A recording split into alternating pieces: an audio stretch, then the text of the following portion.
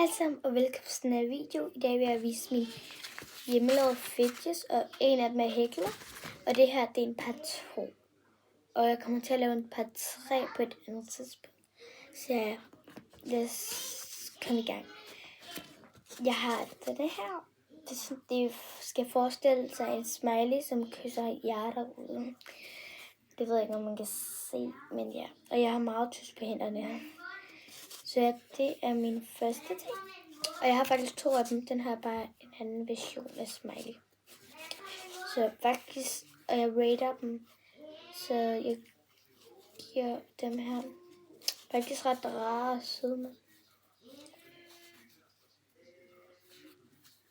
8,5 ud af 10. For de er faktisk ret rare og søde med. Så har vi en blyant.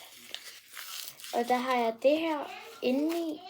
Og det der grønne noget, der plejer. Det der sådan, der lyder som velcro. Så ja, den giver jeg. Den tog heller ikke så lang tid i år. Cirka 15 minutter, et kvarter. Jeg tror, jeg giver den 5 ud af 10. Det er ikke det rareste i hvert fald. Så har jeg den her hæklet en.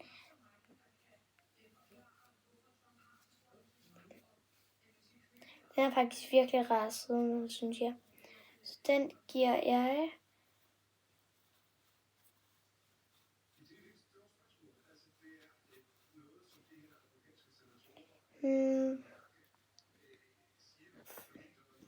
Jeg tror, jeg giver den 7 ud af 10. Så har vi en avocado. Altså, den er virkelig hård, fordi jeg har puttet køkkenrulle i. Så ja, jeg er ikke sådan rigtig tilfreds med det udseende, kan jeg godt lide. Men det er heller ikke det bedste, for man kan se det her tape rundt om.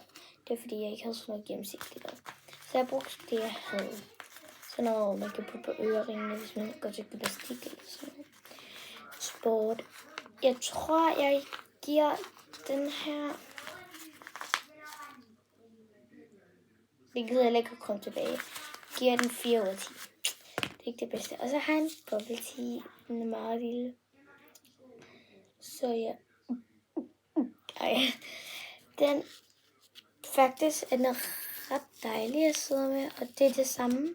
Det er også det her, der er inde i. Lidt af det der grønne, der plejer at være. Men plejer sådan en vesttallerken med det. Jeg tror, jeg giver en 7,5 ud af 10. Nej, det er lidt meget. 6,5 ud af 10. Så ja, det var alle mine fidgets. Håber, I kunne lide den her video. Please gå ned og like og subscribe og tryk. Jeg tror, det er hernede og tryk på klokken. Ellers er det hernede. Men der er en klokke i en af de her steder og hjørner. Så please gå ned og like og subscribe. Det gør mig rigtig glad. Og jeg kommer til at lave en virkelig god video, når jeg rammer 600 abonnenter. Men vi kan også tage det med 100 abonnenter. Bare jeg har 100. Så ja, men det er ikke sikkert, det er den verdens bedste video, men jeg prøver at lave en virkelig god video. Så ja, hej. Det kan godt være, at det er en 24 timer challenge eller et eller andet. Så ja, hej.